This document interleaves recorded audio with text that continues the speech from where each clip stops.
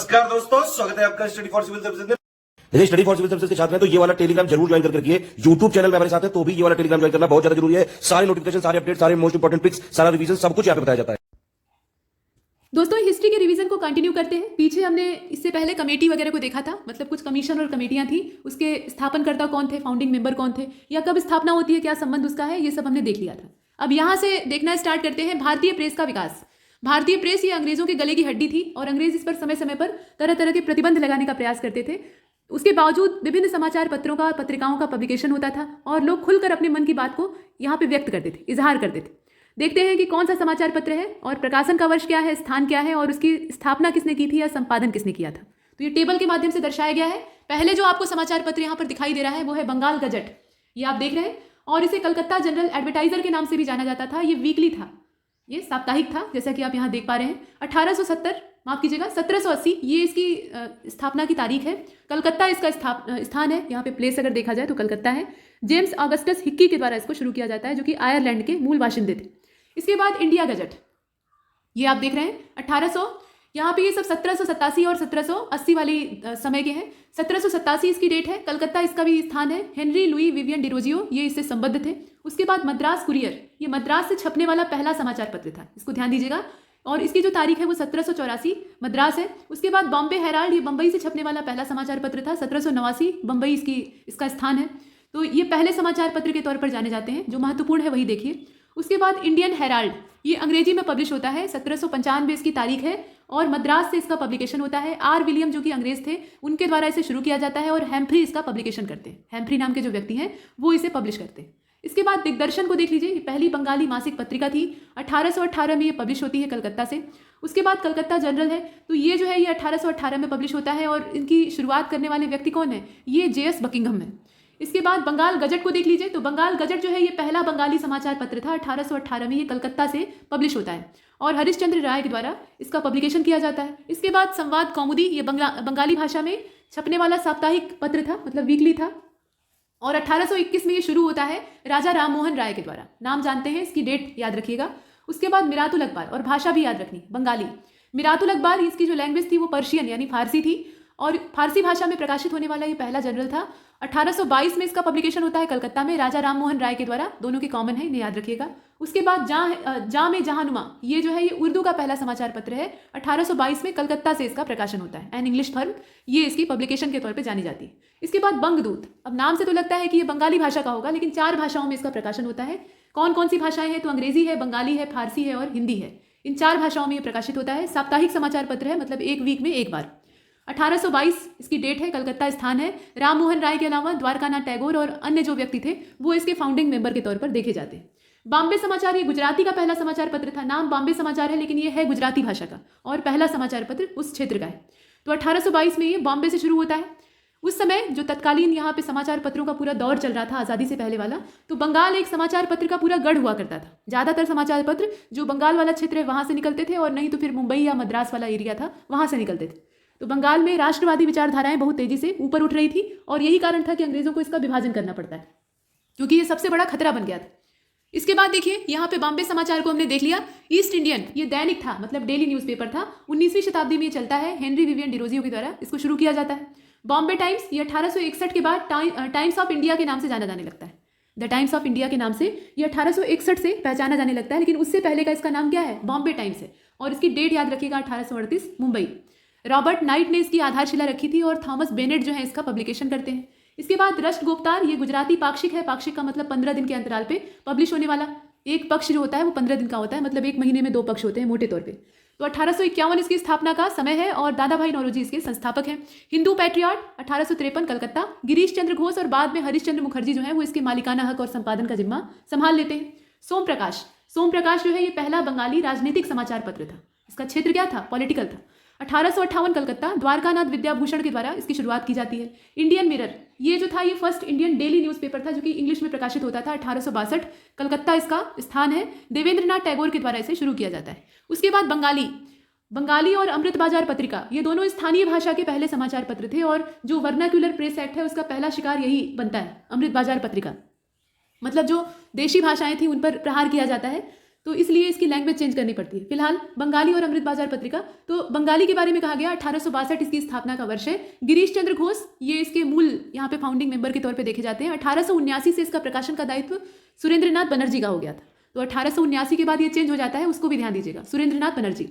इसके बाद national paper, ये 1865 की इसकी स्थापना है, कलकत्ता इसका स्थान है। आप देख रहे हैं कि ज़्यादातर बंगाल के हैं।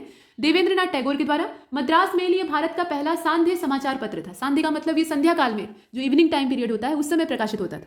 आमतौर पे न्यूज़पेपर ये जो रात का समय होता है, मतलब 12 बजे के बाद वाला, उसमें छपते हैं और सुबह सुबह लोगों के घरों में आ जाते हैं, यही तरीका होता है। लेकिन कुछ जो होते हैं वो इवनिंग न्यूज़पेपर होते हैं, तो वो शाम के समय आते हैं। तो ये संध्या काल वाला था और 1868 में मद्रास में इसकी स्थापना यानी वहीं से शुरू होता है। अमृत बाजार पत्रिका, जो कि पहले बंगाली में और बाद में वर्नाक्यूलर की वजह से लैंग्वेज चेंज करनी पड़ती है तो अंग्रेजी में छपने लगता है रातों रात। ये दैनिक था और 1868 जैसोर जिले से पब्लिकेशन इसका होता है। शिशिर कुमार घोष और मोतीलाल घोष इसमें संस्थापक के तौर पर देखे जाते हैं।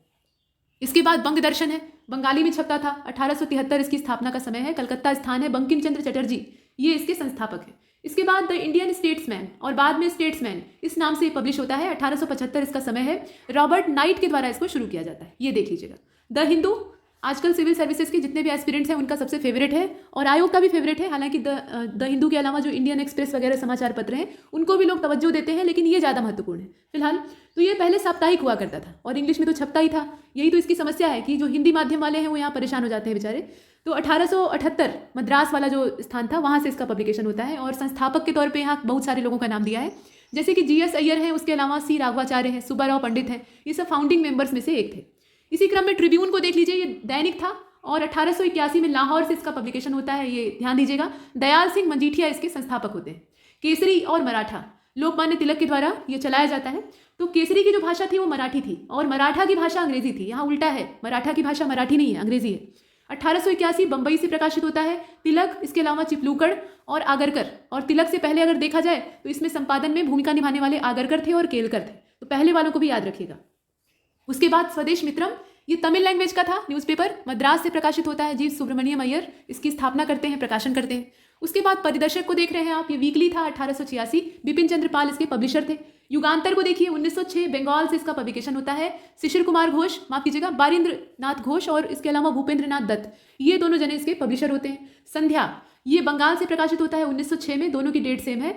और ब्रह्म बांधव उपाध्याय ये इसके पब्लिशर होते हैं। काल ये परांजपे के द्वारा चलाया गया था 1906 महाराष्ट्र।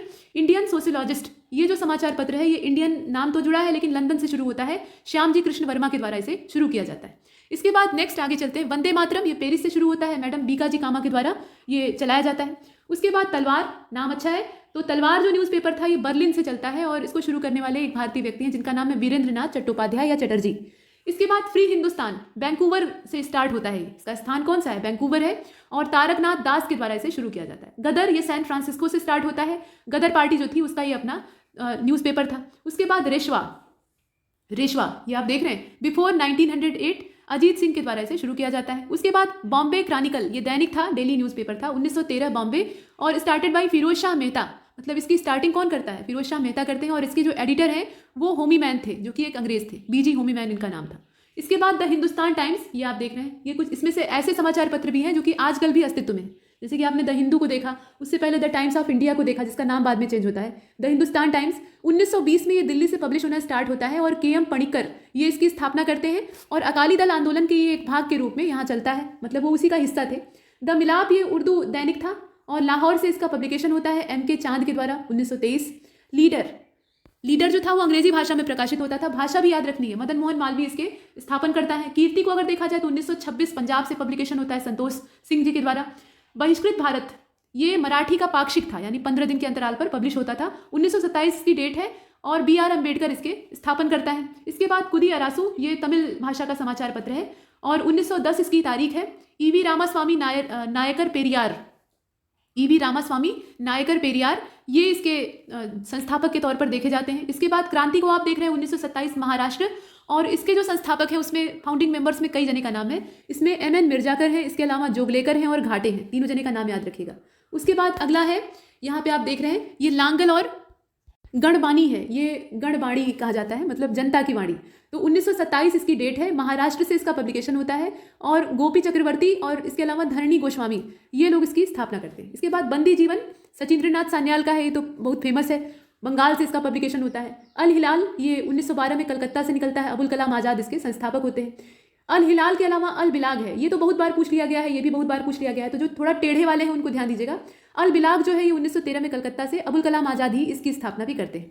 यंग इंडिया 1916 मुंबई और महात्मा गांधी और इंदुलाल याज्ञिक ये इसके संस्थापक के तौर पे देखे जाते हैं। कॉमनवेल्थ एनी बेसेंट का है, डेट याद रखिएगा 1915 मद्रास। न्यू इंडिया जो है ये भी एनी बेसेंट का है और 1915 इसकी भी डेट है मद्रास। स्थान और डेट सेम है और जो स्थापनाकर्ता या फाउंडिंग मेंबर है उनका भी नाम सेम है। इसके बाद आगे चलते हैं। द नेशनल हेराल्ड, ये आप देख रहे हैं, ये 1938 में प्रकाशित होता है और डेली न्यूज़पेपर था, जवाहरलाल नेहरू के द्वारा इसे शुरू किया जाता है। यहाँ तक हमने देखा। अब इसके बाद यहाँ से फिर मुद्दा एकदम से चेंज हो जाता है। मौर्यकालीन पदाधिकारी आपको दिखाए जा रहे हैं, तो पंड्याध्यक्ष हैं, सुराध्यक्ष या सूनाध्यक्ष हैं, उसके बाद गणिकाध्यक्ष हैं। ये सब आपने मौर्यकालीन जो प्रशासन है उसमें पढ़ रखा होगा, वही चीज़ें यहाँ समराइज की गई हैं, तो देख लीजिए। पंड्याध्यक्ष जो है ये वाणिज्य के अध्यक्ष होते थे, सुराध्यक्ष जो होते थे और सूनाध्यक्ष ये असल में बूचड़ खाने, सुराध्यक्ष जो होते थे वो शराब खाने के हेड होते थे, मतलब जो दारू वाला डिपार्टमेंट होता था उसको देखते थे। सूनाध्यक्ष जो होता था वो बूचड़ खाने का यानी जो कसाई घर होता था उसका नियंत्रण करता होता था। गणिकाध्यक्ष ये जो वेश्याएं होती थी उन पर कंट्रोल करता था। सीताध्यक्ष ये राजकीय जो भूमि होती थी उसका देखरेख करने का काम करता था। अकाराध्यक्ष ये खानों को देखने का काम करता था, मतलब जो माइंस होती थी उन पर अपनी निगाह रखता था। लक्षणाध्यक्ष ये छापे खाने का अध्यक्ष होता था। लोहाध्यक्ष जो था ये धातु विभाग का अध्यक्ष होता था। लोहाध्यक्ष का मतलब ये नहीं है कि ये सिर्फ जो लोहा होता था उसी को लेकर बैठा रहता था, जितने भी मेटल्स होते हैं उनकी निगरानी का, उससे क्या बन रहा है, क्या बनवाना है, ये सब देखने का काम करता था। नवाध्यक्ष जो होता था ये नौ क्षेत्र का था, मतलब नौ क्षेत्र का मतलब पानी वाला, तो जहाजरानी का ये अध्यक्ष होता था। और पत्तनाध्यक्ष जो होता था ये बंदरगाहों की देखरेख करता था, मतलब बंदरगाहों का अध्यक्ष होता था, कहाँ से क्या आ रहा है, क्या भेजा जा रहा है, वो सब देखने का काम करता था। इसे हमने देखा। और उसी क्रम में यहाँ पर जो तीर्थ हैं, तीर्थ का मतलब होता था मुख्य अधिकारी या उच्च अधिकारी, जिन्हें कि आमात्य श्रेणी में रखा जाता था। हालांकि आमात्य खुद एक पद होता था, तो उन्हें यहाँ सर्वोच्च अधिकारियों को लिखा गया है। तो पुरोहित है, पुरोहित जो थे ये धर्माधिकारी और प्रधानमंत्री हुआ करते थे। समाहर्ता जो थे ये राजस्व विभाग के प्रधान होते थे। सन्निधाता जो थे ये राजकीय कोषाध्यक्ष होते थे। प्रदेष्टा को अगर देखा जाए तो ये फौजदारी न्यायालय का न्यायाधीश होता था। व्यवहारिक जो था ये दीवानी न्यायालय का न्यायाधीश था। दंडपाल को अगर देखा जाए तो सेना की सामग्री जुटाने वाला ये व्यक्ति हुआ करता था। नागरक जो होता था ये नगर का प्रमुख अधिकारी होता था। और दवारिक क्या था, ये राजमहलों के जो दरबानी वाला काम है वो करता था, मतलब उसकी देख रेख करवाता था, खुद नहीं करता था। जो ऊंचे वाले अधिकारी हैं वो स्वयं उस काम को नहीं करेंगे, उनके मातहत अधिकारी होते थे, तो वो उसको पूरा डिपार्टमेंट बनाकर संभालते थे। इसके बाद औटविक था, तो औटविक जो था ये वन विभाग का प्रधान अधिकारी था। और कर्मांतिक जो था ये उद्योग धंधों का प्रधान था। इन्हें हमने देखा। ये मौर्यकालीन प्रमुख तीर्थ या प्रधान अधिकारियों के तौर पर यहाँ दिखाई दे रहे हैं, इसे बड़ा करके अच्छे से देख लीजिए। उसके बाद आगे चलते हैं, इनसे प्रश्न बनते ही बनते हैं। यहाँ देखिए मौर्यकालीन कर प्रणाली, हर जो डायनेस्टी है, मतलब इसमें खास तौर पे अगर देखा जाए तो जो मौर्यन डायनेस्टी है या गुप्त डायनेस्टी है या जो मुगल काल है, मध्यकालीन दौर है, उसमें संबंधित विभागों के नाम, कर प्रणालियों के नाम, राजनीति के संबंधित पद वगैरह जो है उनसे प्रश्न बनते हैं। तो देखिए यहाँ पर मौर्यकालीन जो कर होते थे उसमें भाग, बलि, प्रणय इस प्रकार से दिया हुआ है। भाग जो था ये एक लैंड रेवेन्यू था, मतलब ये टैक्स था जो कि भू राजस्व के तौर पर लिया जाता था। और अर्थशास्त्र में इसका वर्णन किया गया है कि 1/6वां भाग जो था वो विदेशी स्रोतों के हिसाब से, मतलब अर्थशास्त्र के हिसाब से 1/6वां भाग जो था उपज का, वो यहाँ पे लैंड रेवेन्यू यानी भाग के तौर पर वसूला जाता था। और जो विदेशी स्रोत है उसमें इसे 1/4 यानी मेगास्थनीज के हिसाब से 1/4 बताया गया है। उसके बाद बलि को देखा जाए तो ये एक धार्मिक कर होता था, मतलब धर्म के क्षेत्र में इसका उपयोग किया जाता था। प्रणय जो होता था ये आपातकालीन कर होता था, जिसको कि युद्ध करके एवज में वसूला जाता था। और कुल उपज का 1/3 जो मतलब 1/3 हिस्सा होता है उतना इसमें लिया जाता था। सेना भक्त, ये अभियान के समय सेना के लिए लिया जाने वाला कर होता था, मतलब सेना को रख रखाव के लिए, मेंटेनेंस के लिए खर्चे की आवश्यकता है, तो नागरिकों की ही रक्षा कर रही है सेना, इसलिए नागरिकों को देना चाहिए। उसके बाद शुल्क जो था ये सीमा कर होता था, शुल्क जो था ये सीमा कर होता था। और प्रवेश जो होता था वो आयात कर होता था। प्रवेश का मतलब क्या होता है, अंदर आने की परमिट दे रहे हैं, तो ये आयात में होता है, इसलिए इस तरह से आप याद रख सकते हैं। शुल्क जो था वो सीमा कर था और आयात का जो कर था उसको प्रवेश कहा जाता था।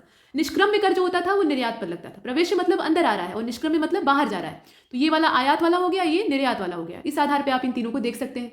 वर्तनी जो था वो पथ कर था, मतलब जो चुंगी कहा जाता है, टोल टैक्स होता है, उस तौर पर लिया जाता था। ब्याज कर जो था ये क्रय विक्रय यानी जो लेन देन खरीद बिक्री होती थी उस पर लिया जाता था। पिंड कर जो था वो पूरे गांव से एक ही बार लिया जाता था। उस पिंड का मतलब होता है जमीन का एक टुकड़ा जिस पर कि वो गांव बसा हुआ है, तो गांव के जितने भी बाशिंदे हैं उनसे वो एक बार वसूला जाता था। रज्जु कर जो होता था ये जमीन के मापन के लिए इस्तेमाल किया जाता था। रज्जु कर नाम क्यों है? क्योंकि ये रस्सी से मापन होता था, मतलब उस समय रस्सी या जो लकड़ी की छड़ी होती थी उससे मापन किया जाता था, लेकिन ज़्यादा जो पॉपुलर प्रणाली थी उसमें रस्सी होती थी और रस्सी को रज्जु कहा जाता है।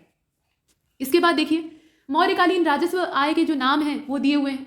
तो दुर्ग, राष्ट्र, सेतु, वज्र इस प्रकार से दिया है। ब्रज था, यहाँ पे दुर्ग को देखिए, ये नगरों से प्राप्त आय होती थी, मतलब जो टैक्स वसूला जाता था, आमदनी होती थी, उसके भी विभिन्न नाम थे क्षेत्र के हिसाब से। तो दुर्ग जो था ये नगरों से प्राप्त आमदनी होती थी। राष्ट्र जो था ये जनपदों से प्राप्त होता था। सेतु जो था ये फल फूल सब्जियों से प्राप्त होता था। ब्रज जो था ये पशुओं से प्राप्त होता था। सीता ये राजकीय भूमि से प्राप्त होता था। उदक भाग ये सिंचाई कर था और हिरण्य जो था ये नगद राजस्व था। इसे हमने देखा। इसके बाद मौर्यन टैक्स को अगर आप देखिए तो इसमें कुछ चीज़ें हैं। भाग जो था वही चीज़ दिया हुआ है यहाँ अंग्रेजी में, मतलब जो पीछे आपने देखा है ना यहाँ हिंदी वाला, वही चीज़ यहाँ पे रिपीट की जा रही है। तो देखिए भाग जो था वो क्या था? लैंड रेवेन्यू था, मतलब 1/6 पार्ट जो था अकॉर्डिंग टू अर्थशास्त्र से लिया जाता था, मतलब चाणक्य के हिसाब से।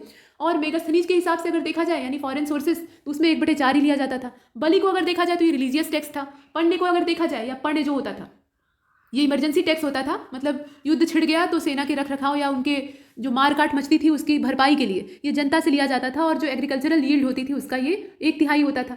इसके बाद सेना भक्त, ये सेना के रख रखाव के लिए, मतलब आर्मी का जो पर्सनल होता था उसके एवज में लिया जाता था। शुल्क जो था ये कस्टम टैक्स था। प्रवेश जो था ये इम्पोर्ट टैक्स था। और निष्क्रमण जो था, ये निष्क्रमण आपने देखा है पीछे, ये आपका क्या था? एक्सपोर्ट टैक्स था।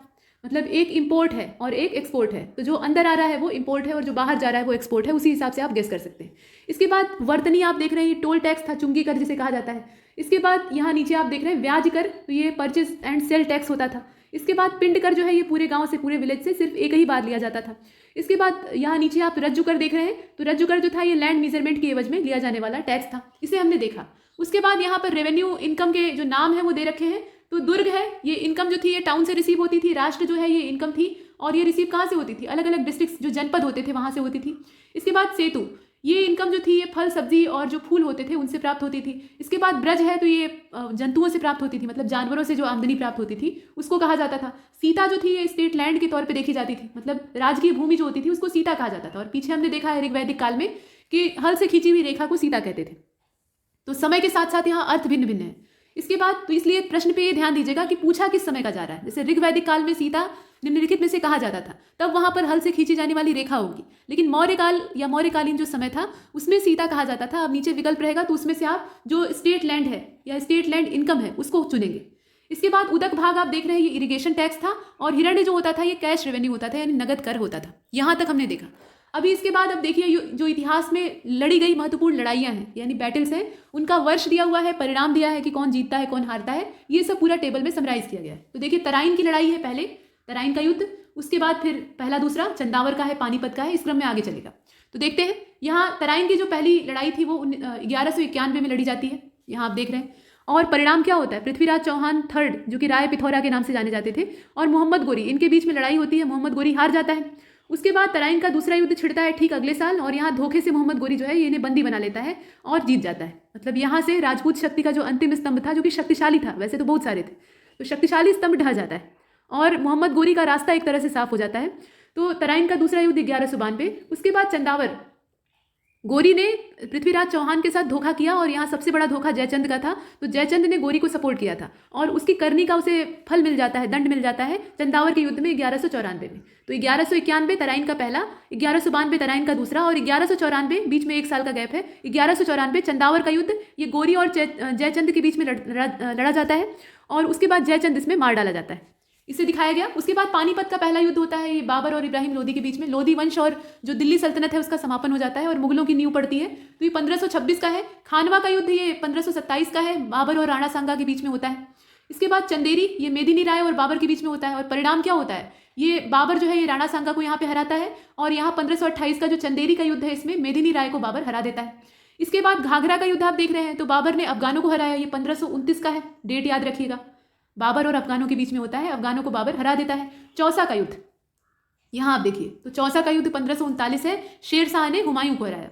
और कन्नौज का युद्ध या बिलग्राम का युद्ध जिसको कहा जाता है, तो 1540 शेर शाह ने हुमायूं को हराया और हराकर बाहर खदेड़ दिया। उसके बाद यहाँ से सूर्यवंश की स्थापना होती है, यानी जो दूसरा अफगान राज्य है वो स्थापित होता है। इसके बाद पानीपत का जो द्वितीय युद्ध है या दूसरी लड़ाई है, ये 1556 में होती है। हेमू और अकबर की जो सेना थी, मतलब अकबर की ओर से बैरम खां यहाँ सेना का नेतृत्व कर रहे थे, तो उनके बीच में होता है 1556, ये इसकी डेट है। तालीकोटी या बन्नीहट्टी रक्षसी तंगड़ी का जो युद्ध होता है वो डेट है 1565। विजयनगर साम्राज्य का यहाँ पे एकदम से पतन हो जाता है। मतलब ऐसा नहीं है कि साम्राज्य एकदम खाक में मिल जाता है, लेकिन जो उसकी वास्तविक शक्ति थी वो समाप्त हो जाती है।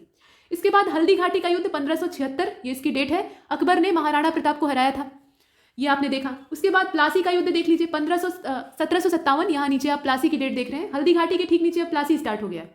तो यहाँ देखिए 1757 अंग्रेजों ने सिराजुद्दौला को हराया मीर जाफर के सहयोग से। उसके बाद अगला है वांडीवाश, तो 1760, यहाँ पे फ्रांसीसियों की पराजय होती है, मतलब ब्रिटिशों और फ्रांसीसियों के बीच में संघर्ष होता है। निर्णायक युद्ध था, यहाँ से फ्रांसीसियों का पलड़ा साफ हो जाता है। उसके बाद थर्ड बैटल ऑफ पानीपत, यानी पानीपत का तीसरा युद्ध, ये अहमद शाह अब्दाली और मराठों के बीच में होता है और यहाँ मराठे बुरी तरह से हारते हैं और मराठा शक्ति का एक तरह से पतन हो जाता है। तो 1761 इसकी डेट है, उसको याद रखिएगा। उसके बाद बक्सर का युद्ध, ये भी निर्णायक युद्ध था। यहाँ से ये तय हो जाता है कि अब यहाँ राज करने वाली शक्ति कौन सी है। पहले वांडीवाश और वेदरा में डच और फ्रांसीसी पहले ही अंग्रेजों के रास्ते से हट गए हैं और उससे पहले प्लासी वाले युद्ध में महत्वपूर्ण जीत हासिल करके बंगाल पे इन्होंने अपना कंट्रोल कर लिया है। लेकिन अब समूचे भारत, पूरा जो समूचा भारत का क्षेत्र था, उस पर एक तरह से नियंत्रण हो जाता है बक्सर के युद्ध में, क्योंकि तीनों जो सामूहिक सेनाएं होती हैं वो एक साथ हार जाती हैं और यहाँ पे मीर कासिम और जो शुजाउद्दौला और नवाब वगैरह थे उनको हरा दिया जाता है। मतलब शाह आलम सेकेंड यहाँ पे मुगल बादशाह था उस टाइम पे। तो ये जो डेट है इसको याद रखिएगा 1764। उसके बाद इलाहाबाद की संधि हो जाती है। तो रोहिला का युद्ध, ये फर्स्ट रोहिला युद्ध है। इसकी जो डेट है उसको याद रखिएगा, ये 1773-1774 है। ये समय है इसका। खुर्दा का युद्ध, खुर्दा के युद्ध को यहाँ नीचे देख लीजिए 1795 ईस्वी। यहाँ आप देख रहे हैं कि ये जो बैटल ऑफ खुर्दा है ये 1795 में निजाम और मराठों के बीच में लड़ा गया था और यहाँ पे निजाम बहुत बुरी तरह से पराजित होता है। इसके बाद पहला स्वतंत्रता संग्राम 1857, ये आप जानते हैं। इसके बाद भारत चीन युद्ध, इसकी जो डेट है 1962 है। उसके बाद चीन का धोखा यहाँ पे हमने झेला था। पहला भारत पाक युद्ध, ये 1965 का है। 62-65 लगातार हमें लड़ाइयाँ झेलनी पड़ी थी। आज़ाद होने के बाद भी हमारा रास्ता साफ नहीं था। हमारे पड़ोसी एकदम दांत गड़ा कर बैठे हुए थे कि कैसे ये कमज़ोर पड़े और हम कब्जा करें। उसके बाद जो दूसरा भारत पाकिस्तान युद्ध था वो 1971 में लड़ा जाता है। तो 1965, 1962 और 1971 तीनों डेट याद रखिएगा। उसके बाद आगे चलते हैं। यहाँ देखिए अब प्रमुख राजवंश, संस्थापक और राजधानी का नाम दिया हुआ है, इसे देख लेते हैं। तो राजवंश यानी डायनेस्टी दी हुई है, उसके फाउंडर और कैपिटल पहले हर्यक डायनेस्टी है और इसका संस्थापक कौन था? बिंबिसार था। राजगृह में राजधानी इसने अपनी बनाई थी। शिशुनाग डायनेस्टी का संस्थापक शिशुनाग था। वैशाली इसकी राजधानी थी। नंदवंश या नंद डायनेस्टी जो है महापद्म नंद के द्वारा स्थापित की जाती है। पाटलिपुत्र इसकी राजधानी थी, यानी पटना। इसके बाद देखिए मौर्य वंश, तो चंद्रगुप्त मौर्य के द्वारा नींव रखी जाती है। पाटलिपुत्र राजधानी थी। शुंग वंश, पुष्यमित्र शुंग जो कि मौर्य सेना में सेनापति था और बाद में अपना कब्जा जमा लेता है सिंहासन पे, तो पाटलिपुत्र इसकी भी राजधानी थी। कर्ण वंश, ये भी कुछ समय तक रहता है। वासुदेव इसका संस्थापक था और पाटलिपुत्र इनकी भी राजधानी थी। उसके बाद सातवाहन, सिमुक, आंध्र सातवाहन जो राजवंश कहा जाता है, सिमुक इसका संस्थापक था। प्रतिष्ठान इनकी राजधानी थी, पैठन जिसे कहा जाता है। इसके बाद कुषाण डायनेस्टी को आप देख लीजिए। तो कुषाण डायनेस्टी विदेशियों के द्वारा स्थापित किया वंश था और कुजुल कटफिशस इसकी नींव रखता है। पुरुषपुर यानी पेशावर, ये इसकी राजधानी थी। गुप्त वंश यानी गुप्त डायनेस्टी, श्रीगुप्त के द्वारा इसकी स्थापना की जाती है। श्रीगुप्त के बाद घटोत्कच और घटोत्कच के बाद चंद्रगुप्त प्रथम। तो गुप्त डायनेस्टी का जो एक्चुअल फाउंडर है वो चंद्रगुप्त फर्स्ट को माना जाता है, लेकिन जो यहाँ संस्थापक के तौर पे अगर देखा जाए तो श्रीगुप्त है। पाटलिपुत्र इनकी राजधानी थी। उसके बाद वाकाटक विंध्य शक्ति के द्वारा स्थापित किया गया था। हूण वंश की स्थापना तोरमाड़ ने की थी सियालकोट में। हूणों का आक्रमण गुप्त डायनेस्टी के ही टाइम पीरियड में बढ़ जाता है और उसमें आप देखते हैं कि स्कंदगुप्त का जो भीतरी अभिलेख है उसमें ये उल्लेख प्राप्त होता है कि हूणों को उसने भारत से बाहर खदेड़ा था। तो सही बात है, लेकिन उसके बाद के जो उत्तराधिकारी हैं वो उतने योग्य सिद्ध नहीं होते हैं, मतलब संभाल नहीं पाते, तो अंत में हूण हावी होने लगते हैं। तो इनका जो संस्थापक था वो तोरमाड़ था। उसके बाद वर्धन डायनेस्टी को अगर देखा जाए तो पुष्यभूति के द्वारा इसकी नींव रखी गई थी और थानेश्वर, कन्नौज इसकी राजधानी थी। इसके बाद पांडे, कन्नौज बाद में होती है, पहले थानेश्वर। उसके बाद पांडे डायनेस्टी को आप देख रहे हैं, तो नेडियोन के द्वारा इसकी स्थापना की जाती है। संस्थापक यही है। मदुरै इनकी राजधानी थी। अभी हम साउथ की ओर मूव कर रहे हैं, इन्हें आप देख रहे हैं। इसी क्रम में आगे चलते हैं। तो पांडे के बाद आप देख लीजिए चोल डायनेस्टी है। तो चोल डायनेस्टी को विजयालय ने स्थापित किया था और तंजौर इनकी राजधानी थी। पल्लव डायनेस्टी का जो संस्थापक था वो सिंहवर्मन फोर्थ था, यानी चतुर्थ नंबर का ये सिंहवर्मन था। इससे पहले 3 हो चुके हैं। तो इसके द्वारा रखी गई थी कांचीपुरम में इसकी नींव, मतलब राजधानी कौन सी है? कांचीपुरम। इसके बाद राष्ट्रकूट दंतीदुर्ग के द्वारा स्थापित किए गए थे। मान्यखेत इनकी राजधानी थी। अब यहाँ पे चालुक्यों की 3 वेरायटी है। पहले जो है वो कल्याणी के चालुक्य हैं, उसके बाद वातापी या बादामी के चालुक्य हैं और फिर बेंगी के चालुक्य हैं। तो जो कल्याणी वाले चालुक्य थे इनका जो संस्थापक था वो तैलप द्वितीय था और मान्यखेत कल्याण क्षेत्र जो था इनकी राजधानी थी। उसके बाद बादामी के जो चालुक्य हैं जय सिंह प्रथम के द्वारा इनकी नींव रखी जाती है। वातापी इनका क्षेत्र था। इसके बाद बेंगी के जो चालुक्य हैं विष्णुवर्धन के द्वारा इनकी नींव रखी जाती है। बेंगी इनका क्षेत्र था, मतलब राजधानी क्षेत्र था। इतना हमने देखा। उसके बाद उसके नीचे चले आइए, होलसेल डायनेस्टी। तो जो होलसेल डायनेस्टी है इसकी स्थापना करने वाला कौन था? विष्णुवर्धन था। द्वार समुद्र क्षेत्र जो था वो इसका राजधानी क्षेत्र था। यादव डायनेस्टी की स्थापना भिल्लभ ने की थी। भिल्लभ पंचम जो था उसके द्वारा की गई थी। देवगिरी इसकी राजधानी थी, जैसा कि हमने यहाँ देखा। उसके बाद कदम्ब डायनेस्टी, मयूर शर्मन के द्वारा इसको स्थापित किया गया था। बनवासी इसकी राजधानी थी। काकतीय वंश को बेटा प्रथम ने स्थापित किया था और एमकोंड इसकी राजधानी थी। इसके बाद गंग वंश का जो संस्थापक था वो ब्रजरहस्त्र पंचम था। इसका अगर राजधानी क्षेत्र देखा जाए तो कोलाल और तलकाड़ ये दोनों देखा जाता है। इसके बाद सेन डायनेस्टी है, तो सामंत सेन के द्वारा इसकी नींव रखी गई थी। लखनौती इसकी राजधानी थी। ये लखनौती लखनऊ नहीं है, ये बंगाल वाला एरिया है। और पाल वंश की स्थापना किसने की थी? गोपाल ने की थी। मुंगेर इसका क्षेत्र था, मतलब राजधानी क्षेत्र था। इसके बाद कारकोट वंश को देख लीजिए, तो दुर्लभ वर्धन के द्वारा इसकी स्थापना की गई थी। उत्पल वंश का संस्थापक कौन था? अवंती वर्मन था, यहाँ आप देख रहे हैं। और लोहार डायनेस्टी जो है इसकी स्थापना संग्राम राज्य ने की थी।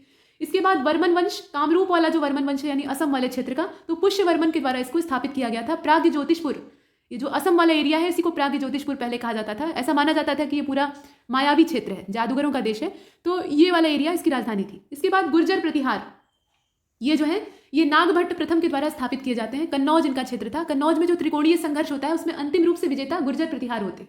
इसके बाद गढ़वाल डायनेस्टी है, तो गढ़वाल डायनेस्टी का संस्थापक कौन था? चंद्रदेव था। कन्नौज इनका क्षेत्र था। इसके बाद चौहान वंश को आप देख लीजिए, वासुदेव के द्वारा स्थापित किया गया था। अजमेर इनका क्षेत्र था। उसके बाद परमार, अजयपुर इसको कहा जाता था।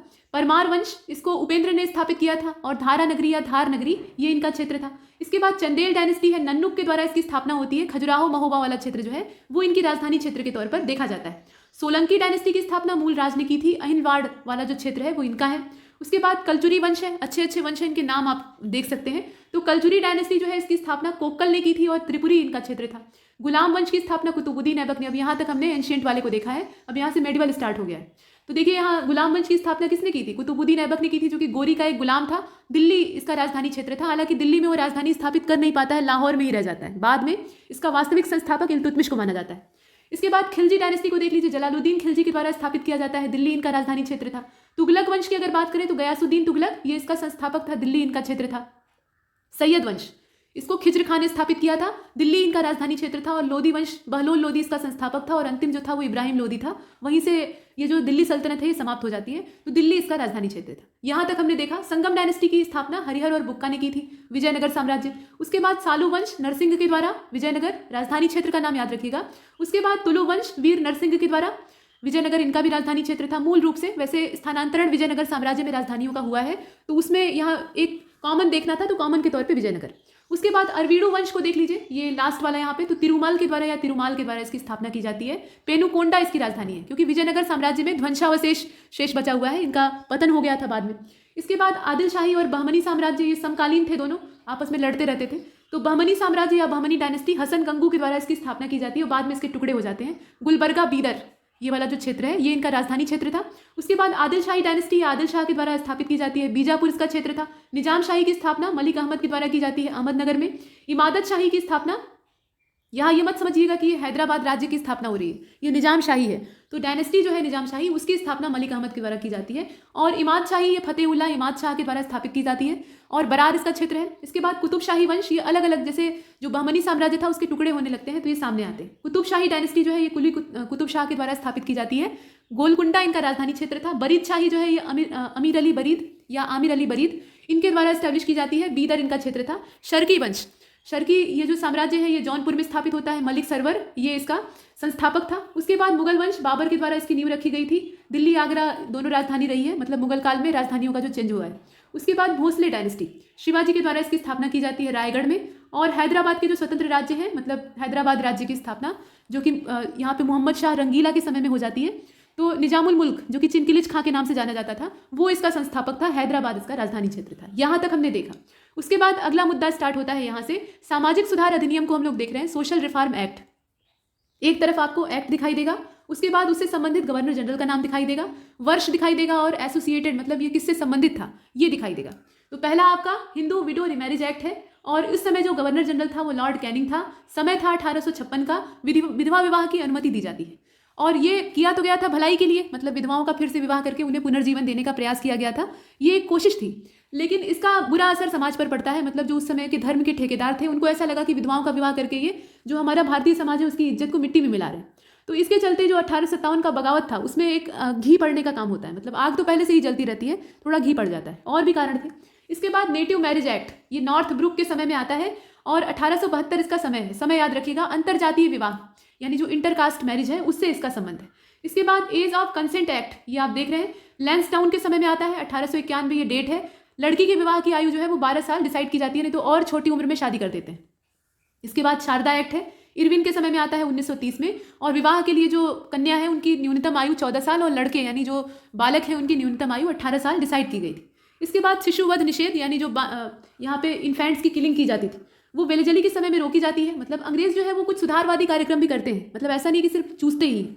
उनका मेन उद्देश्य तो शोषण करना ही होता है, क्योंकि वो भारत को उपनिवेश की निगाह से देखते हैं, तो जितना यहाँ से ले सकते हैं उतना लेते हैं, लेकिन कुछ सामाजिक सुधार भी करते हैं। और ऐसी स्थिति में ये जो सामाजिक सुधार है ये यहाँ के कुछ जो ठेकेदार टाइप के लोग होते हैं, मतलब जो संभ्रांत अपने आप को बहुत ऊंचा मानते हैं, तो उस टाइप के लोगों को पसंद नहीं आता है, तो वो अंग्रेजों के बगावत में उतर जाते हैं। फिलहाल यहाँ देखिए जो बाल हत्या होती थी, ये शिशुवध होता था, इसको प्रतिबंधित करने का काम वेलेजली ने किया था और 1798 से लेकर 1805 तक ये लगातार प्रयास करता है शिशु हत्या पर प्रतिबंध लगाने का। सती प्रथा, ये जो सती प्रथा है इस पर निषेध करने का काम विलियम बेंटिंग और राजा राम मोहन राय, तो राजा राम मोहन राय अकेले कुछ नहीं कर सकते थे, उनका अकेले इतना मतलब हौसला नहीं था। यहाँ पे सपोर्ट मिलता है, अंग्रेजों का सपोर्ट मिलता है, तो विलियम बेंटिंग यहाँ सपोर्ट करता है। 1829 में ये बैन हो जाती है पूरी तरह से। हालांकि प्रयास पीछे अकबर के द्वारा भी किया गया था, लेकिन वो सफल नहीं होता है। अकबर को ये डर होता है कि अगर वो सती प्रथा पे कड़ाई से कंट्रोल करेगा, मतलब उस पर कठोर नियंत्रण अप्लाई कर देगा, तो जनता जो है वो भड़क सकती है, क्योंकि हिंदू आबादी जो है वो नाराज होने का उसका संभावना होता है। इसके बाद सती प्रथा पे पूर्ण प्रतिबंध यहाँ पे लगता है इस रूप में। दास प्रथा पर निषेध लगता है, ये स्लेवरी जो है इसको एबोलिश कर दिया जाता है एलन बरो के समय में। और 1843 वो समय था, 1833 का जो चार्टर एक्ट था उसके द्वारा 1843 में दासता को प्रतिबंधित कर दिया गया। मतलब इसे बैन कैसे किया गया, जो 1833 का चार्टर एक्ट था उसके अकॉर्डिंग, इसे हमने देखा। इसके बाद आगे चलते हैं। यहाँ देखिए मुस्लिम सामाजिक धार्मिक आंदोलन जो है उनका दिया है नाम, और उसके साथ साथ संगठन का नाम दिया है। मतलब मुस्लिम सोशियो रिलीजियस मूवमेंट है और ऑर्गेनाइजेशन है। यहाँ आप 4 भागों में बटी हुई जो तालिका है उसको देख रहे हैं, तो इसमें देखिए आंदोलन का नाम दिया है, वर्ष का नाम दिया है, स्थान का नाम दिया है और फाउंडर का नाम दिया है। दारुल उलूम, ये 1868 में इसकी स्थापना होती है। स्थान कौन सा है, तो देवबंद है, सहारनपुर वाला क्षेत्र यूपी का। और संस्थापक कौन है, तो मोहम्मद कासिम रशीद अहमद गंगोही, ये दोनों इसकी स्थापना करते हैं। इसके बाद अलीगढ़ 1875 अलीगढ़ इसका क्षेत्र है। सर सैयद अहमद खां ये इसके संस्थापक हैं। अहमदिया आंदोलन जो है ये इसकी शुरुआत होती है 1889-90 के दौर में। फरीदकोट कादियान के जो मर्जा हैं वहाँ से ये स्टार्ट होता है, ये आप देख रहे हैं। और मिर्जा गुलाम अहमद के द्वारा इसको शुरू किया जाता है, संस्थापना की जाती है। इसके बाद जो अगला है वो यहाँ नीचे आप देख रहे हैं नदवातल उलेमा, ये वाला जो आंदोलन है ये 1894 में शुरू होता है, 1895 तक चलता है। लखनऊ इसका क्षेत्र था और मौलाना शिबली नुमानी ये इसके संस्थापक थे। इसके बाद फराइजी आंदोलन जो था ये 1819 में शुरू होता है, फरीदपुर बंगाल क्षेत्र जो था वहाँ से। और हाजी शरीयतुल्लाह और दादू मियाँ ये इसकी बागडोर संभाले हुए थे। तायूनी आंदोलन ये 1839 में चलता है ढाका में, जो कि पहले बंगाल का हिस्सा था, पूर्वी बंगाल, और बाद में बांग्लादेश बन जाता है। तो करामात अली जौनपुरी के द्वारा इसको शुरू किया जाता है। ये हमने देखा। यहाँ तक मुस्लिम सामाजिक आंदोलनों को देखते हुए अब इसके बाद बौद्ध धर्म की ओर लौट चलते हैं। और यहाँ पर बौद्ध धर्म से संबंधित जो परीक्षा उपयोगी तथ्य हैं, मतलब जहाँ से प्रश्न बनने की संभावना हो सकती है, उन्हें दिया गया है। तो संस्थापक कौन थे ये आप जानते ही हैं, बताने की आवश्यकता नहीं है। हाँ, ये है कि गौतम बुद्ध को लाइट ऑफ एशिया कहा जाता है, ये याद रखिएगा। उसके बाद इनका जन्म जो है वो 563 ईसा पूर्व में कपिल वस्तु लुम्बिनी जो आम्रवाटिका है वहाँ पर होता है। इनके पिता का नाम शुद्धोधन और माता का नाम माया देवी था। और एक हफ्ते के अंदर इनकी माता का देहांत हो जाता है और उसके बाद इनका पालन पोषण इनकी मौसी करती है। यहाँ देख लीजिए, इनका पालन पोषण सौतेली माँ मतलब मौसी रहती है, बाद में उनके पिता से विवाह कर लेती है, तो उनकी स्टेप मदर बन जाती है। और इनका नाम था प्रजापति गौतमी, तो ये करती है। और इनकी पत्नी का नाम यशोधरा था और पुत्र का नाम राहुल था, ऐसा आप देख रहे हैं। आलार कलाम ये सिद्धार्थ के पहले गुरु थे। मतलब सिद्धार्थ अपने घर को छोड़कर निकलते हैं 29 वर्ष की अवस्था में, तो पहली बार जो भेंट होती है वो आलार कलाम से होती है और उनसे ये कुछ शिक्षा प्राप्त करते हैं। हालांकि बहुत सारे मतावलंबियों से ये भेंट करते हैं, किसी से संतुष्ट नहीं होते, तो अंत में एक पेड़ के नीचे तपस्या करना शुरू करते हैं। तो पहले आलार कलाम इन्हें मिलते हैं, उसके बाद रुद्रक रामपुत्र मिलते हैं, ये क्रम से इनसे भेंट करते हैं। उसके बाद पहला उपदेश इनका सारनाथ में था, जिसे कि धर्मचक्र प्रवर्तन कहा जाता है। और बुद्ध ने अपने उपदेश पाली भाषा में, अधिकतर जो जनसाधारण की भाषा थी, मतलब जनता जिसको समझ सके उस लैंग्वेज में दिए थे, तो ये पाली भाषा थी। और पहला जो इनका अनुयायी था वो बिंबिसार था। मतलब इनके प्रथम अनुयायी के तौर पे अब जो राजा महाराजा हैं उनकी बात हो रही है, यहाँ व्यक्ति की बात नहीं हो रही। तो प्रथम अनुयायी के तौर पे बिंबिसार, प्रसेनजीत और उदयन का नाम आता है, ये आप देख रहे हैं। इनकी मृत्यु होती है 483 ईसा पूर्व में कुशीनारा में, और इस घटना को महापरिनिर्वाण कहा जाता है, आप जानते हैं। बौद्ध धर्म के बारे में विशद ज्ञान ये त्रिपिटक से प्राप्त होता है। त्रिपिटक जो है उनकी संख्या 3 है और उनके नाम याद रखिएगा। विनय पिटक है, सूत्र पिटक है और अभिधम्म पिटक है। तीनों पिटकों की भाषा पाली है। यहाँ पर कुछ इंपॉर्टेंट चीज़ है।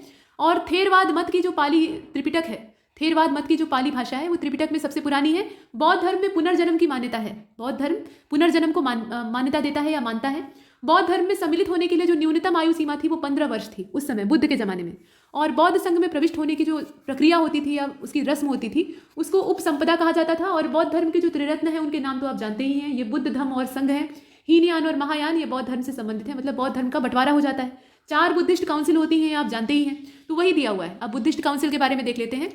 बौद्ध धर्म में मतभेद सामने आने लगते हैं। तो पहली जो बौद्ध संगीति है यानी फर्स्ट बुद्धिस्ट काउंसिल है वो 483 बीसी में यानी ईसा पूर्व में होती है। स्थान था, वेन्यू उसका था राजगृह।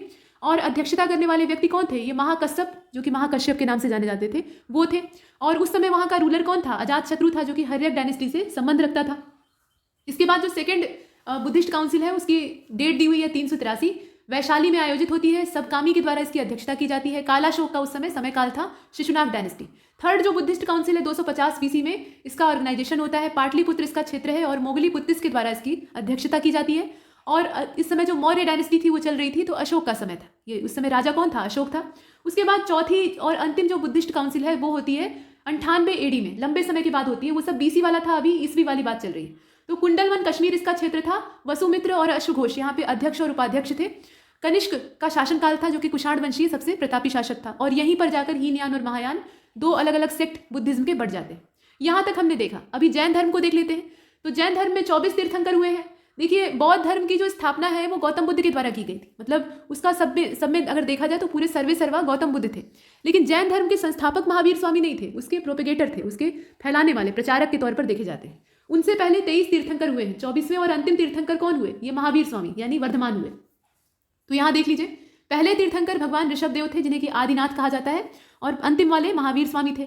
महावीर का जन्म 540 ईसा पूर्व में वैशाली गणतंत्र के या गणराज्य जो था उसके क्षत्रिय कुल में हुआ था, कुंडग्राम वाला जो क्षेत्र है वहाँ पर। और जैन धर्म के 2 हिस्से बट गए बाद में, श्वेतांबर और दिगंबर। जो मगध का अकाल था उसी का प्रभाव था, मतलब एक धड़ा जो था जैन धर्म का वो अपने अनुयायियों के साथ दक्षिण की ओर प्रस्थान कर गया। और जब लौट कर आते हैं तो यहाँ एक नया पंथ स्थापित हो चुका था।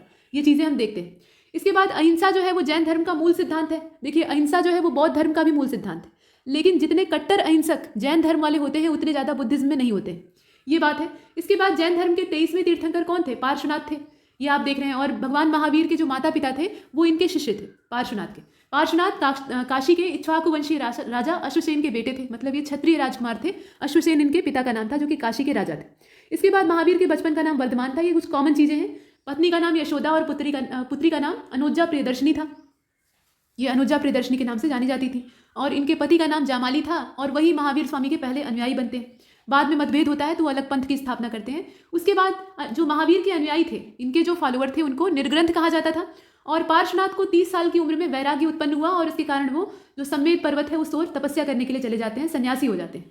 और पार्श्वनाथ ने जो शिक्षा दी थी उसमें हिंसा न करना था, चोरी न करना था, हमेशा सच बोलना था और संपत्ति न रखना था, जो कि आप सत्य, अस्तेय, अपरिग्रह के तौर पे देखते हैं। और 5वां वाला उसमें जोड़ने वाले थे महावीर स्वामी, जो कि था ब्रह्मचर्य। इसके बाद यहाँ देखिए, इसमें कहा गया है कि इनके पिता सिद्धार्थ यानी महावीर स्वामी के जो पिता थे सिद्धार्थ, वो ज्ञात्रिक कुल के सरदार थे। और माता त्रिशला जो थी वो लिच्छवी के राजा चेटक की बहन थी। और महावीर ने अपने उपदेश प्राकृत भाषा या अर्धमागधी जो थी उसमें दिए थे, जो जन सामान्य समझ सकते थे, मतलब जनसाधारण समझ सकते थे। उन भाषाओं का इन दोनों संतों ने इस्तेमाल किया था। महावीर के पहले अनुयायी जामाली थे, जो कि इनके दामाद थे अनुजा प्रियदर्शनी के पति। और पहली जो जैन भिक्षुणी थी वो चंपा थी। ये दधिवाहन, जो कि यहाँ राजा के तौर पे देखे जा रहे हैं, उनकी बेटी थी। उसके बाद महावीर ने अपने शिष्यों को 11 गणधरों में बांटा। तीर्थंकरों की परंपरा वहीं से समाप्त हो जाती है महावीर स्वामी से, और अपने शिष्यों को ये 11 गणधरों में बांट देते हैं। आर्य सुधर्मा केवल ऐसा एकमात्र गणधर था जो कि महावीर की मृत्यु के बाद भी जीवित रहा। और भद्रबाहु के शिष्य दिगंबर और स्थूल भद्र के शिष्य जो थे वो श्वेतांबर कहलाए। भद्रबाहु अपने पूरे जत्थे को लेकर, मतलब इनके जो फॉलोअर्स थे उनको लेकर दक्षिण की ओर प्रस्थान कर गए, श्रवण बेलगोला की ओर। और मगध का जो अकाल लंबे समय तक 12 साल तक चलता है उसमें वो उधर ही रहते हैं, वहाँ जीवन यापन करते हैं। और लौट कर आते हैं तो यहाँ पर जो स्थूल भद्र थे वो एक नया संप्रदाय या नई विचारधारा को जन्म दे चुके थे, जो कि श्वेतांबर के नाम से जानी जाती थी। इतना हमने देखा। इसके बाद देख लीजिए इसमें अगला वाला। तो इसमें कहा गया है कि जो द्वितीय बौद्ध संगीति थी वो 512 में वल्लभी गुजरात में होती है, और जैन धर्म के अनुयायी राजाओं में अगर देखें तो उदयन का नाम आता है, वंद राजा है, या फिर चंद्रगुप्त मौर्य भी जैन धर्म का अनुयायी था। आप जानते हैं कि अपने जीवन का समापन जैन धर्म की जो परंपरा है संलेखना, संझारा, उसी के माध्यम से करता है। इसके माध्यम से वो अन्न जल त्याग देता है और उसके बाद भूख प्यास से तड़प कर दम तोड़ता है, ये चीज़ है। उसके बाद देखिए कलिंग का राजा खारवेल भी जैन धर्म का अनुयायी था। अमोघ वर्ष नाम का जो राजा था, चंदेल शासक, वो भी यहाँ पे जैनिज्म को फॉलो करता था। इसके बाद आगे कहा गया है कि मौर्योत्तर युग में मथुरा ये जैन धर्म का प्रसिद्ध केंद्र माना जाता था। जैन तीर्थंकरों की जीवनी कल्पसूत्र में संग्रहित है। कल्पसूत्र क्या है? ये जैन तीर्थंकरों की जीवनी का ग्रंथ है। जैन तीर्थंकरों में संस्कृत का जो बहुत अच्छा विद्वान था वो नयन चंद्र था और मथुरा कला का संबंध जैन धर्म से है। 72 साल में महावीर स्वामी की मृत्यु, जो निर्वाण की प्राप्ति होती है, 468 ईसा पूर्व में बिहार राज्य का जो पावापुरी क्षेत्र है वहां पर होती है। ये डेट और स्थान याद रखिएगा।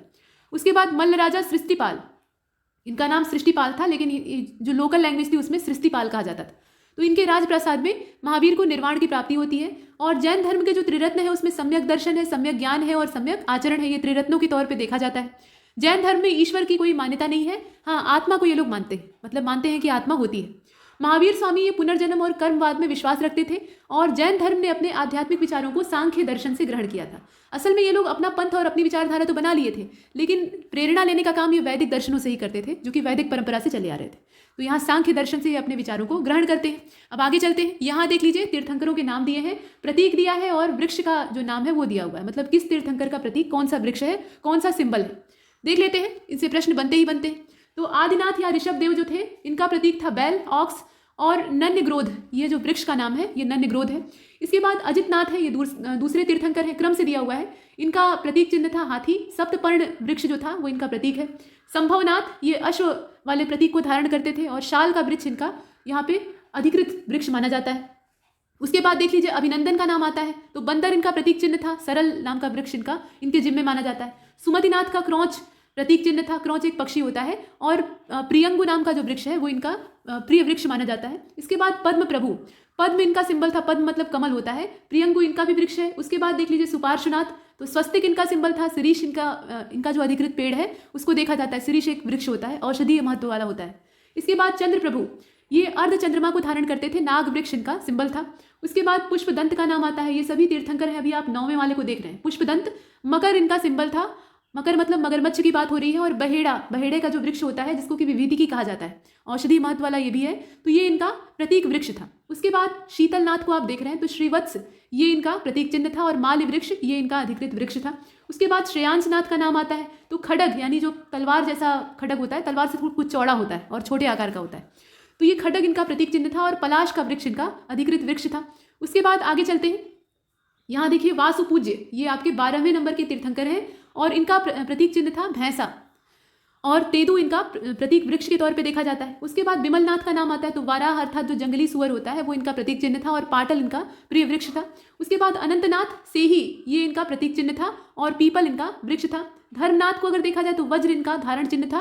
और दधिपर्ण नाम का जो वृक्ष था वो इनका सिंबल था। उसके बाद शांतिनाथ को देखिए, तो हरिण यानी हिरण जो होता है वो इनका सिंबल था। और नंदी ये इनके वृक्ष का नाम था। उसके बाद चलते हैं आगे, तो यहाँ पे कंठुनाथ का नाम आता है। ये जो कंठुनाथ थे इनका सिंबल था छाग।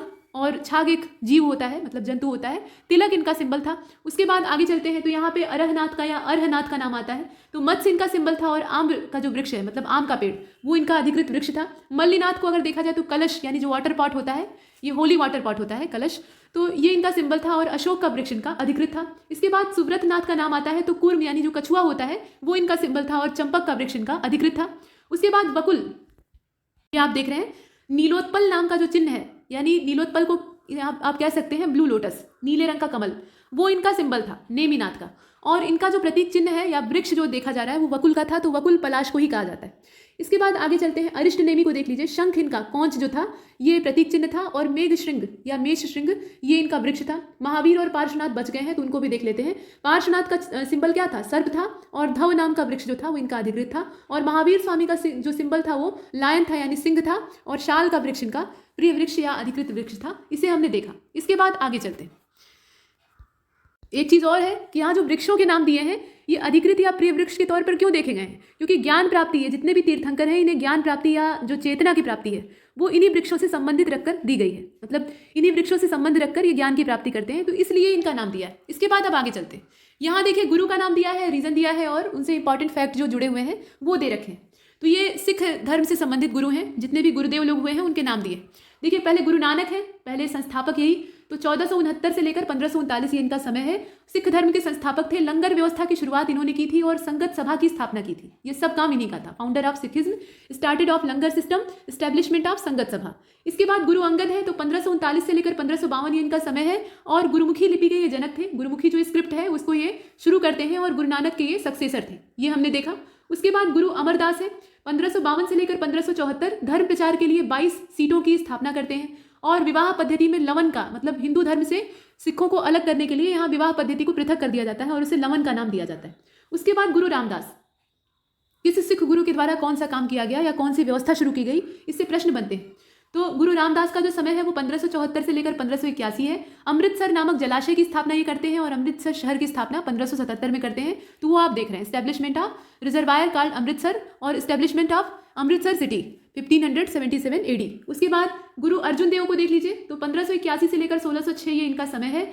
हरमंदिर साहब स्वर्ण मंदिर की ये फाउंडेशन रखते हैं और गुरु ग्रंथ साहब का संकलन करते हैं, ये इनका काम है, मतलब कंपाइलेशन करते हैं गुरु ग्रंथ साहब का, ऐसा दिया हुआ है। उसी क्रम में गुरु हरगोविंद सिंह को देख लीजिए, 1606 से लेकर 1644 अकाल तख्त की स्थापना करते हैं, एस्टेब्लिशमेंट करते हैं और कन्वर्जन करते हैं किस चीज़ का, सिखों की जाति का, मतलब सिखों को यहाँ लड़ाकू दस्ते में तब्दील करते हैं। तो परिस्थितियों के हिसाब से ऐसा करना पड़ता है क्योंकि उस समय के जो मुगल शासक थे उनका रवैया सिखों के प्रति बहुत अच्छा नहीं था। इसके बाद गुरु हरराय को देख लीजिए, तो ये मुगलों के उत्तराधिकार युद्ध में इन्वॉल्व हो जाते हैं, ये इनका यहाँ पे फेमस काम है। यहाँ आपने देखा 1644 से 1661। उसके बाद गुरु हरकिशन, ये 1661 से लेकर 1664 तक अपना कार्यकाल संभालते हैं। अल्पवयस्क अवस्था में चेचक होती है इन्हें, चेचक महामारी, और उससे इनकी मृत्यु हो जाती है। इसके बाद गुरु तेग बहादुर, तो 1664 से लेकर 1675 ये इनका दौर है और औरंगजेब के द्वारा जो रवीशगंज था, दिल्ली वाला क्षेत्र, वहाँ पे इनका मर्डर कर दिया जाता है, मतलब औरंगजेब इनको मरवा डालता है। इसके बाद गुरु गोविंद सिंह, तो गुरु गोविंद सिंह ये सिखों के अंतिम गुरु थे, आप जानते ही हैं, 1675 से लेकर 1708 और इनका जन्म स्थान पटना है। खालसा पंथ की ये स्थापना करते हैं, पाहुल प्रणाली को शुरू करते हैं, ध्यान दीजिएगा, पाहुल सिस्टम जो है उसको ये शुरू करते हैं और पंच ककार जो सिखों के लिए अनिवार्य होते हैं उसको ये धारण करने के लिए बोलते हैं और कृष्णावतार तथा जफरनामा की रचना करते हैं। ये सब काम इनका था। पंच ककार में कौन कौन सा है, तो केश है, कंघा है, कृपाण है, कच्छ है और कड़ा है। ये सब चीज़ें इन्हें धारण करनी होती थी, मतलब सिखों को सच्चा सिख होने के लिए ये सब धारण करना अनिवार्य माना जाता था। बाल रखना पड़ेगा, कंघा धारण करना पड़ेगा, कृपाण धारण करना पड़ेगा, कच्छा और कड़ा, ये सब इनके लिए अनिवार्य था। इसके बाद आगे चलते हैं। यहाँ अगर आप देखें तो सूफी संप्रदाय का नाम दिया है, प्रवर्तक का नाम दिया है, महत्वपूर्ण इंपॉर्टेंट जो फैक्ट है, मतलब तथ्य हैं, वो दे रखे हैं। तो पहले चिश्ती संप्रदाय है, मुइनुद्दीन चिश्ती इसके प्रवर्तक थे और इसका जो मुख्य केंद्र था, मेन सेंटर था, वो कहाँ पे था, अजमेर में था। ख्वाजा कुतुबुद्दीन बख्तियार काकी तथा बाबा फरीद ये प्रमुख संत इस सिलसिले के माने जाते हैं। निजामुद्दीन औलिया 1238 से लेकर 1325, इनको महबूब इलाही कहा गया। तो ये सब मुख्य इसमें मुख्य धारा के संत देखे जाते हैं, चिश्ती संप्रदाय। उसके बाद सोहरावर्दी है, शिहाबुद्दीन सोहरावर्दी के द्वारा इसकी फाउंडेशन रखी जाती है। इसका जो हेडक्वार्टर था वो मुल्तान में था, जैसा कि आप यहाँ देख रहे हैं। और बहाउद्दीन जकारिया, इसके अलावा जलालुद्दीन तबरीजी और हमीउद्दीन नागौरी, ये यहाँ के प्रमुख संत थे। बहाउद्दीन जकारिया को इल्तुतमिश ने शेर उल इस्लाम की उपाधि दी थी। तो ये उपाधि किसने दी थी, ये ध्यान दीजिएगा, इल्तुतमिश के द्वारा दी गई थी। इसके बाद कादरी सिलसिला है, ये सब सूफी संप्रदाय है। तो कादरी सिलसिला जो है इसकी स्थापना कौन करते हैं, अब्दुल कादिर जिलानी के द्वारा की जाती है। और भारत में इसकी शुरुआत किसने की थी, तो मोहम्मद जिलानी ने की थी। ये मेन संस्थापक हैं और भारत में शुरू करने वाले कौन है, मोहम्मद जिलानी है। शेख मीर मोहम्मद रमिया, मीर मुल्तान शाह, इस प्रकार के जो नाम आप देख रहे हैं। इसके अलावा बजग शाह, मोहम्मद गौस, ये सब इस समय के या इस सिलसिले के प्रमुख संत के तौर पे देखे जा रहे हैं। इसके बाद सत्तारी है, तो शाह अब्दुल सत्तारी के द्वारा इसकी स्थापना की गई थी। और भारत में अगर इसका मेन सेंटर देखा जाए तो ग्वालियर वाला क्षेत्र था और मोहम्मद गौस इसके मेन संत थे। तानसेन जो था वो, तानसेन को अगर देखा जाए तो ये मोहम्मद गौस से प्रभावित थे। इसके बाद फिरदौसी को आप देख लीजिए, फिरदौसी सिलसिला बदरुद्दीन के द्वारा इसकी स्थापना होती है। मेन सेंटर इसका बिहार में था और शरीफुद्दीन वाहिया ने इसको काफ़ी ज़्यादा पॉपुलर बनाया था, ऐसा आप देख रहे हैं। इसके बाद नक्शबंदी, तो ख्वाजा बाकी बिल्लाह, नक्शबंदी सिलसिला जो है ख्वाजा बाकी बिल्लाह के द्वारा या बकी बिल्लाह जो थे उनके द्वारा स्थापित किया जाता है। शेख अहमद सरहिंदी सिलसिले के प्रमुख संत थे और ये अकबर और जहांगीर के समकालीन थे। ये समय जो इनका है समकालीन वाला भी प्रश्न बनता है, तो यहाँ पे कंटेम्प्रोरी किसके थे, अकबर और जहांगीर के, इन्हें हमने देखा। नेक्स्ट आगे चलते हैं। यहाँ ब्रिटिश काल के कुछ प्रमुख विद्रोह हैं, इन्हें देख लेते हैं। तो पहला आपका सन्यासी विद्रोह है, 1736 से लेकर 1800 तक चलता है, बहुत लंबा खिस्ता है। बंगाल वाला पूरा क्षेत्र इसमें आता है और बिहार और बंगाल पूरा एरिया इससे प्रभावित होता है। सिर्फ बंगाल ही नहीं, केना सरकार और दिरजी नारायण ये इसके प्रमुख हेड माने जाते हैं। बंकिम चंद्र चट्टोपाध्याय का जो उपन्यास है आनंद मठ, उसमें इसका पूरा डिटेल ब्यौरा प्राप्त होता है और उसी में ये गीत जो वंदे मातरम के नाम से हम लोग राष्ट्रीय गीत के रूप में अडॉप्ट कर चुके हैं वो दिखाई देता है। तो सन्यासियों का वो जुलूस वाला गीत हुआ करता था, मतलब सन्यासियों का दस्ता हाथ में ध्वजा लेकर और डंडा झंडा लेकर जब निकलता था तो वंदे मातरम गाता था। ये वाला देखा। उसके बाद फकीर विद्रोह, तो फकीर विद्रोह का जो डेट यहाँ पे दिया हुआ है वो 1776 से लेकर 1777 वाला है। ये मतलब 1776 से लेकर 1777। और इस विद्रोह के जो प्रमुख नेतृत्व करता थे वो मजनू शाह थे और इनका जो क्षेत्र है वो बंगाल था, ये आपने देखा। इसके बाद चुआर रिबिलियन है, तो ये 1766 से लेकर 1816 तक का है पूरा इनका दौर। कितने समय से शुरू हुआ और कब तक चला ये दिया हुआ है। तो इस विद्रोह का जो नेतृत्व करता था वो कौन था? जगन्नाथ था।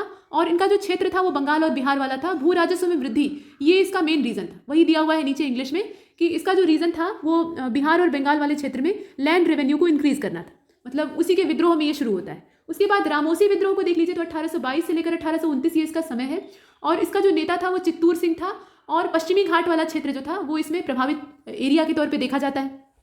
इसके बाद देखिए पागलपंथी विद्रोह जो है ये 1825 से लेकर 1827 तक चलता है। टीपू शाह जो थे वो इसके लीडर थे और क्षेत्र अगर देखा जाए तो असम वाला था। कोल विद्रोह की अगर बात करें तो 1831 से लेकर 1832 और इस विद्रोह का नेता जो था वो बुद्धू भगत था। यहाँ बुद्धू भगत दिया हुआ है, बुद्धू भगत था। और क्षेत्र अगर देखा जाए तो रांची, सिंहभूम, हजारीबाग, पलामू, ये वाला जो एरिया था वो इस रिबिलियन से प्रभावित था। संथाल रिबिलियन को देख लीजिए या संथाल रिवोल्ट को, तो 1855 से लेकर 1856 तक ये चलता है। सिद्धू और कानू ये इसके प्रमुख नेता थे। क्षेत्र इसमें देखा जाए तो भागलपुर और राजमहल की जो पहाड़ियाँ हैं वहाँ पे था और ये पूरा एरिया था। इसमें संथालों का काफ़ी उग्र विद्रोह था, अंग्रेज भी इससे डरते थे। इसके बाद नील आंदोलन जो था, इंडिगो रिबिलियन, इसको देखा जाए तो नील विद्रोह की बात की जा रही है। 1859 से लेकर 1860 तक ये चलता है और दीनबंधु मित्र का जो उपन्यास है नील दर्पण नॉवेल है, इसमें इस पूरे रिवॉल्ट का पूरा ब्यौरा प्राप्त होता है। और इसके प्रमुख नेता में अगर देखा जाए तो तीरथ सिंह और इस प्रकार के इनके सहयोगी थे और बंगाल और बिहार इसका क्षेत्र था।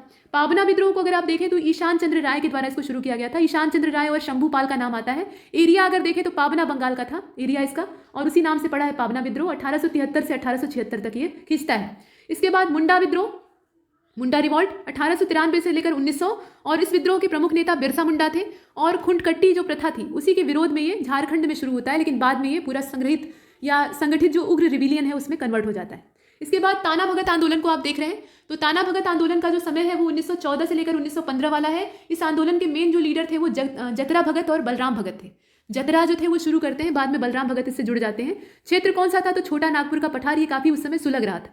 उसके बाद मोपला विद्रोह को देख लीजिए तो 1920 से लेकर 1922 यहाँ पे अली मुसलियार और उसके अलावा इनके जो सहयोगी थे वो मालाबार क्षेत्र में इसको शुरू करते हैं। तेभागा आंदोलन की अगर बात करें तो 1946 और इसमें अगर देखा जाए तेभागा आंदोलन की अगर बात की जाए तो 1946 इसकी डेट है। और इस आंदोलन के प्रमुख नेता कंपाराम थे और भवन सिंह थे, भुवन सिंह इनका नाम था। क्षेत्र बंगाल था, इसका जो रीजन है वो बंगाल रीजन है। तो ज़्यादातर बगावतें बंगाल, छोटा नागपुर, बिहार वाला जो क्षेत्र है, झारखंड वाला एरिया, वहीं से पैदा होती है। तो ज़्यादा बगावतों का एरिया था, इसीलिए अंग्रेजों ने उसको तोड़ने का भी प्रयास भरपूर किया है। फिलहाल यहाँ तक हमने देखा। इसके बाद देखिए महत्वपूर्ण व्यक्तित्वों को। इसमें एक चीज़ ध्यान दीजिएगा कि विद्रोह सिर्फ इतने ही नहीं है, बहुत सारे हैं, लेकिन जो परीक्षा की दृष्टि से उपयोगी है वही सिर्फ इतने यहाँ पे समराइज किए गए। अब इसके बाद देखिए अगला वाला है महत्वपूर्ण व्यक्तित्वों का, मतलब पर्सनालिटी दी हुई है, उनके बर्थ प्लेस दिए हैं और जो उनका डेथ प्लेस है या डेथ डेट है वो दी हुई है। तो महात्मा गांधी 2 अक्टूबर 1869 इनकी तारीख है, मतलब जन्म तिथि है। और मृत्यु तिथि कौन सी है? तो 30 जनवरी 1948 है। जवाहरलाल नेहरू का अगर देखा जाए तो 14 नवंबर 1889 और 27 मई 1964 में इनकी मृत्यु होती है। इसके बाद लाल बहादुर शास्त्री को आप देख लीजिए तो 2 अक्टूबर 1904 ये इनकी जन्म तिथि है और 11 जनवरी 1966 को इनकी मृत्यु होती है और देश से बाहर होती है, आप जानते ही हैं। इंदिरा गांधी ये 19 नवंबर 1917 को पैदा हुई थी और 31 अक्टूबर 1984 को इनका आकस्मिक एक्सीडेंटल डेथ होती है, मतलब गोलियों से इनको भून दिया जाता है। उसके बाद आगे चलते हैं, भगत सिंह को देखते हैं। तो भगत सिंह की जो जन्म तिथि है वो 27 सितंबर 1907 है और 23 मार्च 1931 को इन्हें फांसी दे दी जाती है। उसके बाद विवेकानंद 12 जनवरी 1863 को ये पैदा होते हैं और 4 जुलाई 1902 को इनका समाधि में देहांत हो जाता है। मतलब ये टीबी रोग से ग्रसित थे, 6 रोग इन्हें पकड़ चुका था और उसी वजह से इनकी मृत्यु होती है। ये भी अल्पवयस्क अवस्था में ही देहांत को प्राप्त हो जाते हैं। इसके बाद रविंद्रनाथ टैगोर को आप देख रहे हैं तो 7 मई 1861 ये इनकी जन्म की तारीख है और 7 अगस्त 1941 को इनकी मृत्यु होती है। B.R. अम्बेडकर 14 अप्रैल 1891 को इनका जन्म होता है और 6 दिसंबर 1956 को मधुमेह की बीमारी की वजह से इनकी मृत्यु हो जाती है। इसके बाद राजीव गांधी 20 अगस्त 1944 को ये पैदा होते हैं और 21 मई 1991 को इन्हें एक बम वाला जो हार है वो पहना दिया जाता है। मतलब हार में बम नहीं रहता है, जो लड़की इन्हें हार पहनाती है, धनु नाम की लड़की रहती है, उसकी कमर में बेल्ट रहता है और वो विस्फोटक रहता है, तो वो अपने आप को उड़ा देती है और उसके साथ साथ इनके भी टुकड़े हो जाते हैं। ये है। उसके बाद अटल बिहारी वाजपेयी, तो 25 दिसंबर 1924 को इनका जन्म हुआ था और 16 अगस्त 2018 में इनका देहांत होता है। लंबे समय तक वृद्धावस्था संबंधी जो रोग थे उससे ग्रसित थे और अंत में मृत्यु को प्राप्त होते हैं। तो ये कुछ चीज़ें हैं, इसमें कुछ लोगों की एक्सीडेंटल डेथ है और कुछ लोगों की सामान्य मृत्यु है, लेकिन ये महान व्यक्तित्व है, मतलब महत्वपूर्ण व्यक्तित्व है और उनकी जन्म और मृत्यु की तारीख यहाँ पर दी हुई है। इतना हमने देखा और इसके आगे वाला हिस्सा ये अगले पार्ट में वीडियो के कंप्लीट हो जाएगा। इसमें इतना ही और तब तक के लिए नमस्कार।